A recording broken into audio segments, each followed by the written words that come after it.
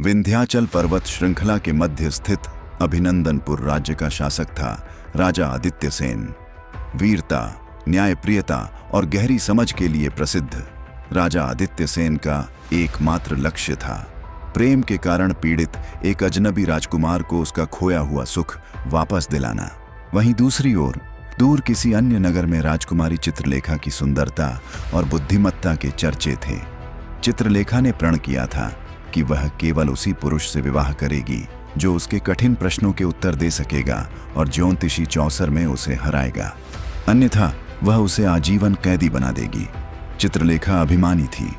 उसे लगता था कि संसार में कोई भी पुरुष उसके स्तर तक नहीं पहुंच सकता। कई राजकुमार उसके सवालों में उलझकर उसी की कैद में जीवन बिता रहे थे। एक दिन एक राजकुमार चित्रलेखा की कैद से किसी तरह भाग निकला। निराश, व्याकुल और प्रेम में डूबा वह राजकुमार भटकते भटकते अभिनंदनपुर आ पहुंचा। एकांत में बैठा वह बुदबुदा रहा था, हे विधाता, या तो मुझे उठा ले या एक बार फिर चित्रलेखा के दर्शन करा दे, वरना जीवन का कोई अर्थ नहीं। राजकुमारी के विरह में वह व्याकुल होकर मारा मारा फिर रहा था। उधर अपने राज्य के भ्रमण पर निकले राजा आदित्य सेन ने उस दुखियों राजकुमार को देखा। उसके विरह भरे शब्द सुनकर राजा आदित्य सेन उसके पास आया और उसकी दुर्दशा देखकर पूछने लगा, तुम पर ऐसी क्या विपत्ति आ पड़ी है जो तुम इतने व्याकुल हो रहे हो? राजकुमार बोला, मुझसे मेरा हाल ना पूछो, मेरे प्राण निकलने वाले हैं। मुझे तो बस अब हर जगह वही नजर आती है। राजकुमार ने चित्रलेखा की सुंदरता और उसके अपनी रानी बनाने के सारे नियम कायदे और अपनी व्यथा राजा से साझा की। आदित्य सेन ने उसकी स्थिति को समझते हुए उस पर दया की और प्रण किया, मैं तुम्हें वापस राजकुमारी चित्रलेखा से मिलवाऊंगा, चाहे इसके लिए मुझे जो भी कठिनाई उठानी पड़े। राजा आदित्य सेन गुरु अत्रिनाथ के शिष्य थे। गुरु ने उन्हें एक अद्वितीय बुद्धिमान तोता सुमेरु प्रदान किया था, जो न केवल बोल सकता था बल्कि संकट के समय समाधान भी सुझाता था। आदित्य सेन ने सुमेरु को सारी बात बताई। सुमेरु ने विचार करते हुए कहा, महाराज, पहले मुझे भेजिए, मैं वहां के हालात पता करूंगा और फिर आप उचित कदम उठाएंगे, पर मेरी पंखों को कीमती रत्नों से सजवाएं ताकि उनका ध्यान आकर्षित कर सकूं। राजा ने वैसा ही किया। सुमेरु ने कई दिनों की उड़ान के बाद वैजयंतीपुर, चित्रलेखा का राज्य, की छत पर जाकर विश्राम किया। राजकुमारी चित्रलेखा ने जब उस अद्भुत तोते को देखा तो तुरंत मंत्रमुग्ध हो गई। उसने सुमेरु से पूछा, तुम कौन हो और किस लिए यहाँ आए हो, सुंदर पंछी? सुमेरु ने उत्तर दिया, मैं अभिनंदनपुर के राजा आदित्य सेन का संदेशवाहक हूँ। मैं देखने आया कि क्या सचमुच इतनी बुद्धिमान और सुंदर राजकुमारी इस संसार में है या सब मिथ्या है। चित्रलेखा सुमेरु के शब्दों से चकित थी। उसे शक हुआ कि यह कोई साधारण तोता नहीं बल्कि राजकुमार के वेश में आया कोई जादूगर है। उसने उसे पकड़ने का आदेश जारी कर दिया। रणनीति से काम लेते हुए सुमेरु ने उसे अपनी विद्या सिखाने का झांसा दिया। रानी, मेरा नाम सुमेरु तोता है। मैं कोई बहरूपिया नहीं हूँ, बल्कि यही मेरा असली रूप है। अगर तुम मुझे छोड़ दोगी तो मैं तुम्हें भी तंत्र मंत्र की विद्या सिखा सकता हूँ। मैं गुरु अत्रिनाथ का पक्का चेला हूँ। राजकुमारी बोली, अगर ऐसा है तो जल्दी से गुरु अत्रिनाथ के मंत्र को मुझे बताओ, नहीं तो अब भी तुम्हारे पंख नोच डालूंगी। तोता बोला, हे रानी, मंत्र ऐसे सबके सामने नहीं बताए जाते। तुम अपनी दासियों को यहाँ से जाने के लिए कहो। ऐसे सबके सामने मैं तुम्हें मंत्र नहीं सिखा सकता, वो तो कान में बताने की चीज है। तोते की बात मान राजकुमारी ने तुरंत अपनी सभी दासियों को वहां से भेज दिया। दासियों के जाने के बाद जब राजकुमारी ने मंत्र सुनने के लिए सिर झुकाया, तोते ने उसके गाल पर चोंच मार दी। राजकुमारी चंद्रलेखा चीखती हुई व्याकुल होकर धरती पर गिर पड़ी।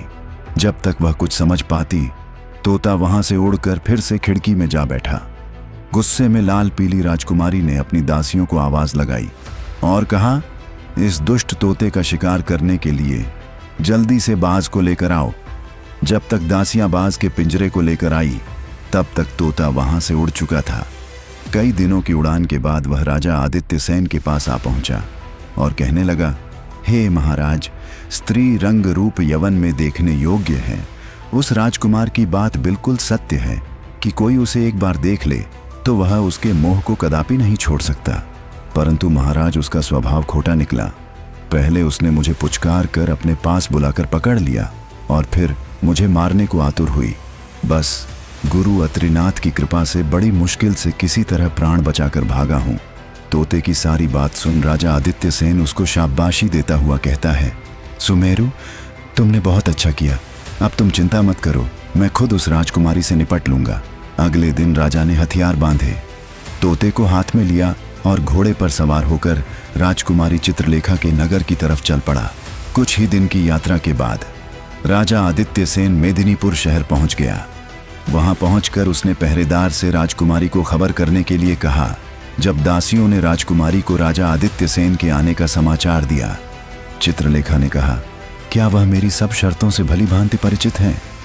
अगर है तो उन्हें आदरपूर्वक अतिथि घर में ठहरा दो। सेवादारों ने रानी चित्रलेखा के कहे अनुसार राजा को जलपान कराकर ठहरा दिया। रात हुई तो रानी सज स्वर कर बैठ गई और सिपाहियों को आदेश दिया।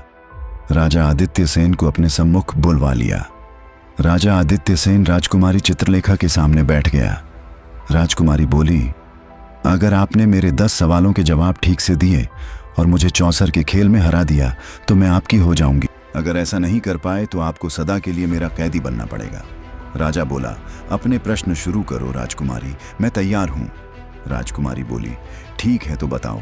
राजकुमारी ने पहला सवाल पूछा, अगर सुख और दुख दोनों ही अस्थाई हैं तो फिर मनुष्य दुख से इतना डरता क्यों है और सुख को पकड़कर रखना क्यों चाहता है? राजा आदित्य सेन कहता है, हे राजकुमारी, क्योंकि मनुष्य अज्ञानता के कारण यह भूल जाता है कि संसार में कुछ भी स्थायी नहीं है। यह संसार परिवर्तनशील है। सुख और दुख दिन रात की तरह एक दूसरे के पूरक हैं। राजकुमारी चित्रलेखा दूसरा सवाल पूछती है, हे राजकुमार, क्या यह संसार हकीकत है या केवल एक भ्रम है? राजा आदित्य सेन बोला, सुनो राजकुमारी, यह संसार अस्थाई है, इसलिए इसे पूर्ण रूप से वास्तविक नहीं कहा जा सकता। जो चीज स्थायी नहीं होती वह भ्रम होती है। उपनिषदों में कहा गया है, ब्रह्म सत्यम जगत मिथ्या, अर्थात ब्रह्म सत्य है, यह संसार माया है। राजकुमारी चित्रलेखा ने तीसरा सवाल पूछा, हे राजन, अगर आत्मा और परमात्मा ही सत्य है तो मनुष्य को जन्म से पहले और मृत्यु के बाद का कुछ भी याद क्यों नहीं रहता? राजा आदित्य सेन राजकुमारी चित्रलेखा के सवाल का जवाब देता हुआ बोला, राजकुमारी, क्योंकि प्रकृति ने हमें भूलने का वरदान दिया है ताकि हम अपने पिछले जन्मों के बंधनों से मुक्त होकर नए अनुभवों को जी सकें। यदि मनुष्य को अपने पिछले जन्म की याद रहती तो मनुष्य पिछले जन्म के सुख दुख में ही उलझा रहता और इस जीवन को सही से नहीं जी पाता। स्मृति का नाश ही नया सृजन है, अर्थात जब पुरानी यादें मिटती हैं तभी नया जीवन संभव होता है। कुछ लोग गहरे ध्यान और साधना से अपने पूर्व जन्म की झलक देख सकते हैं, लेकिन यह बहुत ही मुश्किल या यूं कहें लगभग असंभव ही होता है। मृत्यु के बाद आत्मा नए शरीर में प्रवेश कर जाती है और एक नया जीवन आरंभ होता है। अगर मनुष्य को सब कुछ याद रहता तो वह कभी भी आगे नहीं बढ़ता। राजकुमारी चित्रलेखा ने चौथा प्रश्न किया, ऐसा क्या है जो अमूल्य है पर किसी के पास नहीं ठहरता? कौन सा दरिया है जो तालाब बिना पानी के होता है? कौन सा पेड़ बिना डाल के होता है? कौन सा पक्षी बिना पंख के होता है? और कौन सी मौत बिना समय के होती है? सुनो राजकुमारी, आंखें हैं जो बिना पानी का तालाब है, मौत है जो बिना डाल का पेड़ है, जीव है जो बिना पंख का पक्षी है जिसका कोई भरोसा नहीं कब उड़ जाए, और नींद है जो बिना समय की मौत है। छठा प्रश्न, ऐसा क्या है जो कोई स्त्री नहीं कर सकती? ऐसा क्या है जो समुद्र में समा नहीं सकता? ऐसा क्या है जो अग्नि में नहीं जल सकता? और क्या है जिसे काल नहीं खा सकता? राजा बोला, राजकुमारी, एक स्त्री अपने पुत्र के साथ क्रिया नहीं कर सकती। यश है जो समुद्र में समा नहीं सकता। धर्म है जो अग्नि में जल नहीं सकता। और नाम ऐसी वस्तु है जिसे काल खा नहीं सकता।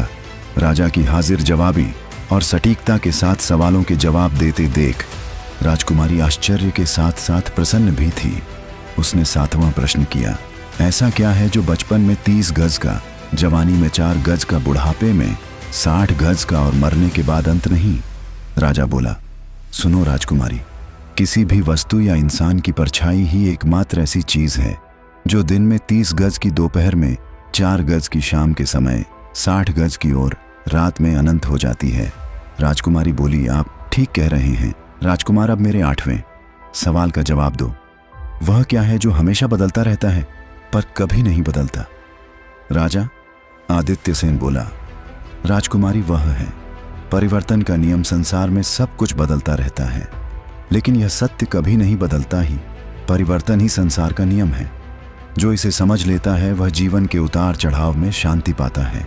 राजा आदित्य सेन के जवाबों से अब तक पूरी तरह संतुष्ट राजकुमारी चित्रलेखा कहती है, बहुत खूब राजन, अब मेरे 9वें प्रश्न का जवाब दीजिए। अगर हर चीज पहले से तय है यानी हमारा भाग्य, तो फिर कर्म करने की क्या जरूरत है? 9वें सवाल का जवाब देते हुए राजा आदित्य सेन बोला, भाग्य और कर्म दोनों साथ साथ चलते हैं। भाग्य हमारे पूर्व जन्म के कर्मों का फल है, लेकिन वर्तमान कर्म से हम अपने भविष्य को बदल सकते हैं।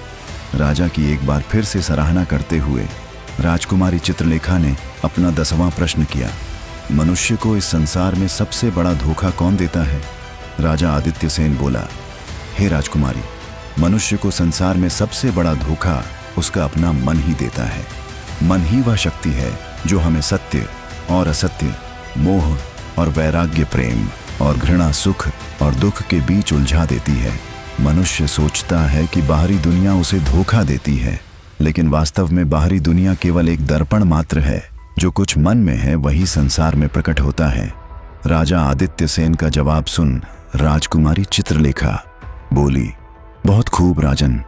यह देखकर राजकुमारी चित्रलेखा बहुत प्रसन्न हुई। उसने कुर्सी से खड़े होकर राजा का अभिवादन किया और बोली, मान गए राजकुमार, आप वाकई में बहुत बुद्धिमान हो, पर अभी मेरी सभी शर्तें पूरी नहीं हुई। अब आपको मुझे चौसर के खेल में हराना होगा। राजा आदित्य सेन खुद चौसर का एक अच्छा खिलाड़ी था। बोला, ठीक है राजकुमारी, आपकी यह शर्त भी पूरी करने की कोशिश करूंगा। राजा आदित्य सेन और राजकुमारी चित्रलेखा के बीच चौसर का खेल शुरू हो जाता है।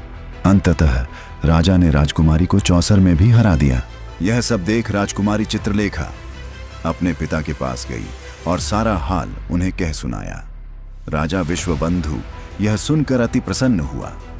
उसने मंत्री को भेजकर राजा आदित्य सेन को बुलाया और बड़े आदर सत्कार से बैठाया।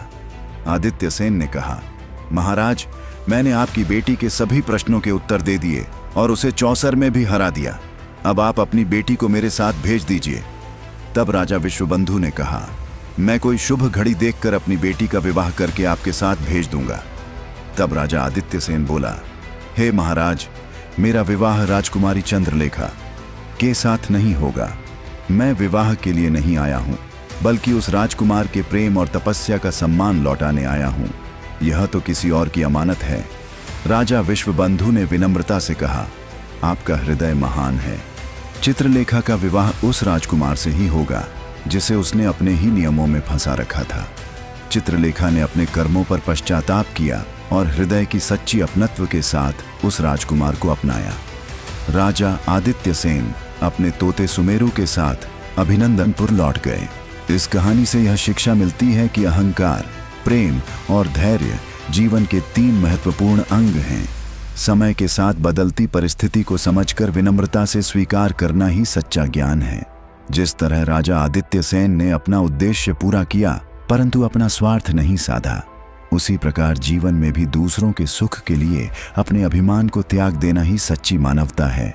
दोस्तों, ये कहानी आपको अच्छी लगी हो तो वीडियो को लाइक, चैनल को सब्सक्राइब जरूर करें। आपको ये कहानी कैसी लगी हमें कमेंट बॉक्स में बताएं।